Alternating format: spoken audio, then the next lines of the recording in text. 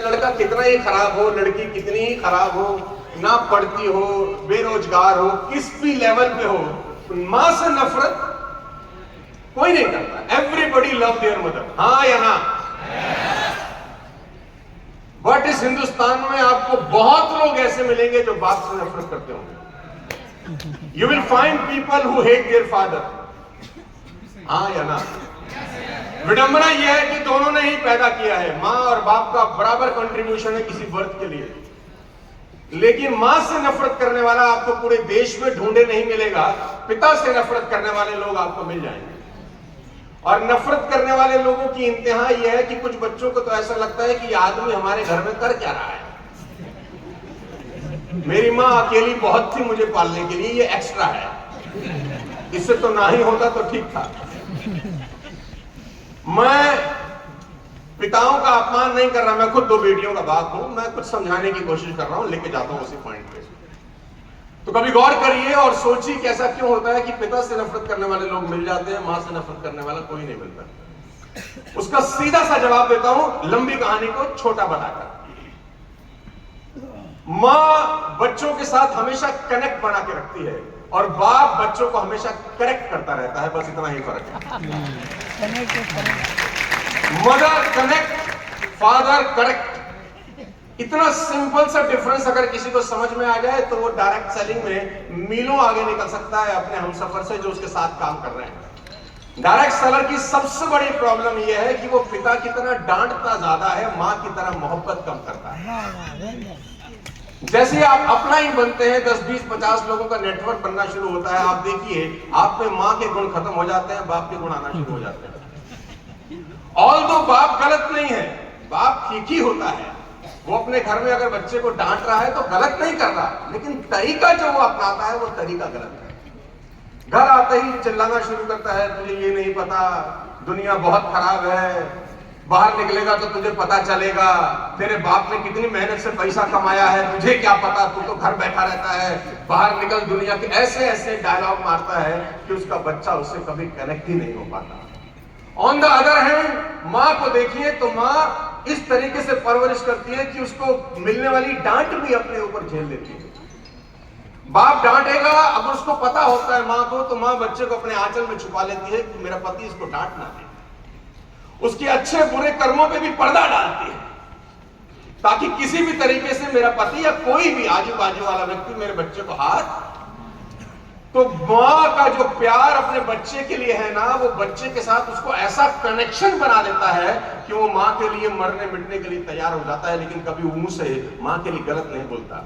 On the other hand पिता के साथ वो कनेक्शन होता ही नहीं। बहुत सारे बच्चों का पिता कनेक्शन नहीं बनाता, सिर्फ करेक्ट करता है, तू ठीक नहीं है, ये नहीं है, वो नहीं है, डायलॉग बाजी मारता है। बाप गलत नहीं है, उसका तरीका। तो समझने की चीज ये है, एज अ अपलाइन आपको कनेक्शन बनाना सीखना होगा अपनी टीम के साथ। अगर आप कनेक्शन नहीं बना सके ना, आप कितने भी गुणवान क्यों ना हो, 10, 15, 20 साल क्यों ना आपने गुजार दिए हो, आपका बिजनेस में ग्रोथ नहीं होगा, क्योंकि लोग आते जाएंगे छोड़ते जाएंगे, आते जाएंगे छोड़ते जाएंगे, नया आएगा पुराना चला जाएगा, नया आएगा पुराना चला जाएगा। मैं बहुत लोगों को जानता हूं जिनको 10-10 साल हो गए नेटवर्क मार्केटिंग करते हुए, पे आउट साला वहीं का वहीं है। इवन 2 साल जब था तब पे आउट ज्यादा था, 10 साल के बाद कम हो गया। जब नया नया उस कंपनी में आया था तो पहले साल का चेक ज्यादा था, 10 साल के बाद उसी कंपनी में चेक गिर गया। एक ही कारण है कि लोगों को अपने टीम के साथ कनेक्शन बनाना। और पिता की एक और तकलीफ है कि वो बार बार कहता है, तुझे 1000 बार समझा चुका हूं, तू समझता नहीं है। ये डायलॉग सुना आपने? तुझे 1000 बार समझा चुका हूं, तू समझता नहीं है। और फिर गलती से एक और बात बोलता है, देख एक बार और समझा रहा हूं। तो बच्चा बोलता है, अरे गधे, 1000 बार में अगर मैं नहीं समझ रहा तो एटलीस्ट तू समझा कि ऐसे नहीं समझाते, कि तू समझ जा कि ऐसे ये सिस्टम काम नहीं कर रहा। Connection is the most most most important key to build your direct selling business. आपकी टीम के जो नीचे के 4, 5, 7, 10 स्तंभ हैं, आपकी टीम के जो कोर लीडर होते हैं ना, 5, 7, 10, 15, उसके साथ तो आपका ऐसा कनेक्शन होना चाहिए कि जिंदगी और मौत उनके साथ हो, बस खाना पीना सोना उनके साथ हो, उसके सपने आपके सपने हो, उसके दुख आपके दुख हो, उसकी तकलीफें आपकी तकलीफें हो। अगर आपकी टीम के ऊपर के 8-10 लोगों के साथ आपका कनेक्शन सॉलिड है, दुनिया की कोई ताकत आपको पैसा कमाने से नहीं रोक सकती। कागज पे लिख के दे सकता हूं आपको। और अगर आपकी बॉन्डिंग ऊपर के 8-10 लोगों के साथ अच्छी नहीं है, आपकी टीम में कितने ही फराफाती लोग आ जाए, काम होता नहीं। क्योंकि देखा देखी ही बिजनेस होता है डायरेक्ट सेलिंग का। जो टीम देखती है वैसा करती है। जब नीचे की टीम देखती है ना कि ऊपर के 6 लोगों का बॉन्ड बहुत अच्छा है, तो नीचे वाले लोग उसको डुप्लीकेट करना शुरू करते हैं कि देखो हमको भी वैसी बॉन्डिंग बनानी है। उनके नीचे वाले लोग भी वैसे डुप्लीकेट करते हैं कि अपने को भी वैसी बॉन्डिंग बनानी है। तो ऊपर से नीचे का स्ट्रक्चर इतना गुथा हुआ होता है आपस में कि लीकेज ही नहीं होती कभी ना कभी। लेकिन अगर बॉन्डिंग ऊपर से खराब है तो टीम कभी भी चलती नहीं है। कनेक्शन बनाना सीखिए, क्योंकि आपकी स्क्रीन के ऊपर जो मैंने फोटोग्राफ लगाया है ना, ये बड़ा इंपॉर्टेंट फोटोग्राफ है डायरेक्ट सेलिंग के लिए। मान लें कि आपका घर थर्मल पावर हाउस से कोई 1000 किलोमीटर दूर है जहां बिजली बनती है। 1000 किलोमीटर दूर आपका घर है जहां बिजली बनती है वहां से। लेकिन जैसे ही आप अपने घर का स्विच ऑन करते हैं, खट से लाइट जल जाती है। अगर घर 1000 किलोमीटर दूर भी क्यों ना हो जहां बिजली बन रही है, हाँ या ना? yes. आपका घर थर्मल पावर हाउस के बिल्कुल बगल वाला ही क्यों ना हो, अगर कनेक्शन नहीं है तो लाइट नहीं जलेगी। आपका बिल्कुल साथ वाला घर है जहां बिजली बन रही है, लेकिन आपकी तार ही हिल गया। Connection is the most important की इन डायरेक्ट सेलिंग बिजनेस। बात समझ में आ रही है तो बोलो हाँ। क्योंकि मेरा ऐसा बिलीव है पिछले 25 सालों के का कि अकेला अचाना बाहर नहीं पॉसिबल ही नहीं है। डायरेक्ट सेलिंग अकेले काम करने का काम है ही नहीं। आप अकेला कितना प्लान दिखा देंगे, 10 घंटे से ऊपर आप काम नहीं कर सकते। जैसे जैसे उम्र बढ़ेगी, शरीर की मेहनत करने का जो ताकत है वो ऑटोमेटिक कम हो जाएगी। आप रोक नहीं सकते, हमारे पिता कोई नहीं रोक सकता। तो टीम ही चाहिए एक्चुअली में जो नेटवर्क बिल्ड करती है। और टीम तब बिल्ड करती है जब उसकी बॉन्डिंग होती है उसके अपलाइन के साथ। पहली बात, टीम वर्क में आपको मैं 2-3 चीजें बता देता हूं, आपके काम की है। सुनना चाहते हैं तो बोलिए हाँ। मैं तो कभी अभी तो मैं डायरेक्ट सेलिंग बहुत दूर हो गया, अब मेरे पास थोड़ा सा समय कम रहता तो पार्ट टाइम में ही कर रहा हूँ। आपसे काहे को झूठ बोलूं। तो कभी तो मेरा मन था कि मैं डायरेक्ट सेलिंग छोड़ के वापस अपना जो कॉर्पोरेट है उसको और फुल फ्लेज बढ़ाना शुरू करूं। मैं तो डायरेक्ट सेलिंग छोड़ना चाहता हूं, डायरेक्ट सेलिंग मुझे नहीं छोड़ पा रही। तो वो मैं छोड़ता हूँ फिर पकड़ लेती है मुझे। तो आज फिर 6th मीट में फिर पकड़ के ले आई पटना। तो अभी मैं रास्ते में भी कुछ लोगों से बात कर रहा था तो मुझे लग रहा था कि यार डायरेक्ट सेलिंग इतनी पाक साफ बिजनेस है और तू 25 साल के बाद अगर तू उन लोगों को वो दे ना सका जिसकी वजह से तेरी लाइफ चेंज होगी, तो फिर करने का कोई फायदा नहीं। कुछ ना कुछ ऐसा देना चाहिए कि लोगों का लाइफ चेंज हो जाए। तो कोशिश करता हूँ आज कुछ 15-20 मिनट में आपको बता दूं। दूसरी चीज आपको बताऊंगा और वो है टीम वर्क। ये टीम वर्क के ऊपर आपने अपने अपलाइन से बहुत सारी कहानियां सुनी होंगी। और आजकल ऐसा कोई ज्ञान है नहीं जो मैं आपको दे नहीं सकता, या जो ललित जी आपको नहीं दे सकते, या सुरेंद्र जी नहीं दे सकते, जो गूगल पे अवेलेबल ना हो। दुनिया का हर ज्ञान गूगल पे अवेलेबल है। एक एंटर मारेंगे, मैं एक कहानी सुनाऊंगा, गूगल 50 कहानियां सुना देगा। लेकिन सीखने समझने वाली बात सबसे इंपॉर्टेंट है जो मैं आपको अब बताने वाला हूं। टीम की इंपॉर्टेंस है कि नहीं? Come on, yes. अरे जोर से बोलो, है कि नहीं? लेकिन टीम के साथ रिश्ते बहुत इंपॉर्टेंट रोल प्ले करते हैं। मैं एक छोटे से उदाहरण से आपको समझाऊंगा। आपकी स्क्रीन के ऊपर एक छोटा सा उदाहरण देता हूं। ये बात है कोई 2005 की।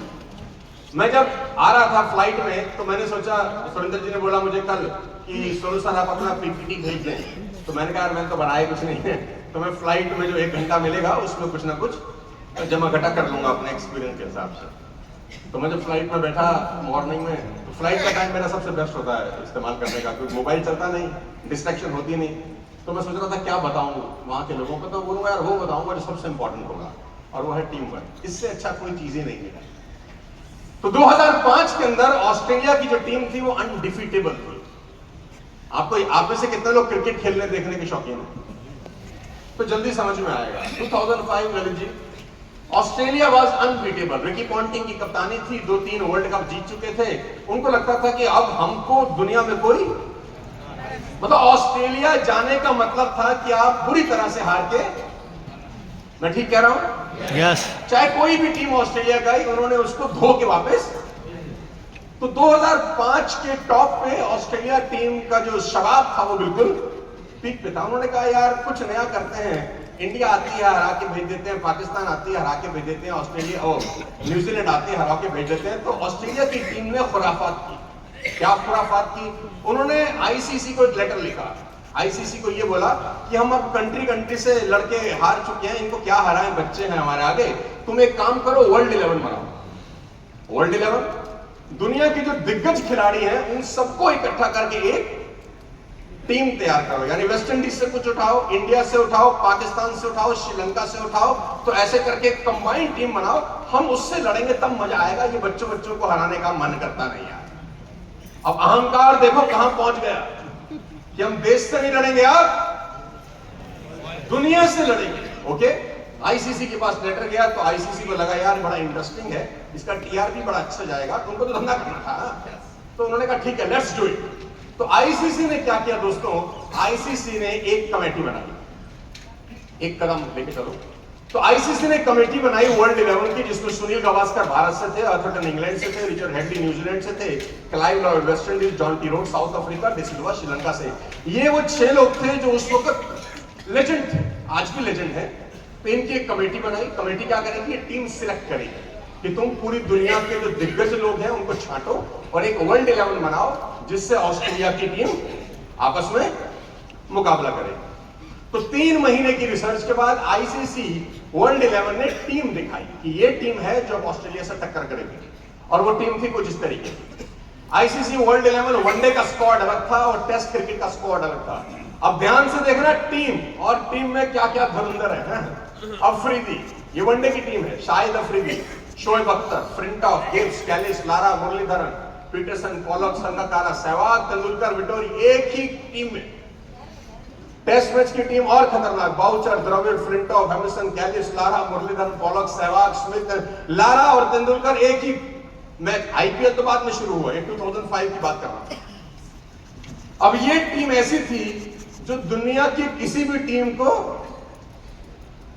मतलब मसल सकती थी यार। हरा देना तो बहुत अंडररेटेड वर्ड है, मसल सकती थी। तो ऑस्ट्रेलिया तैयार थी वर्ल्ड 11 से टक्कर लेने के लिए, क्योंकि ऑस्ट्रेलिया का अहंकार पूरे शबाब पे था। उन्होंने कहा क्या देश वर्ल्ड 11 से लड़ेंगे। लेडीज एंड जेंटलमैन, याद करिएगा, मैं आपको सिखा रहा हूं team work, the power of team work in direct selling business.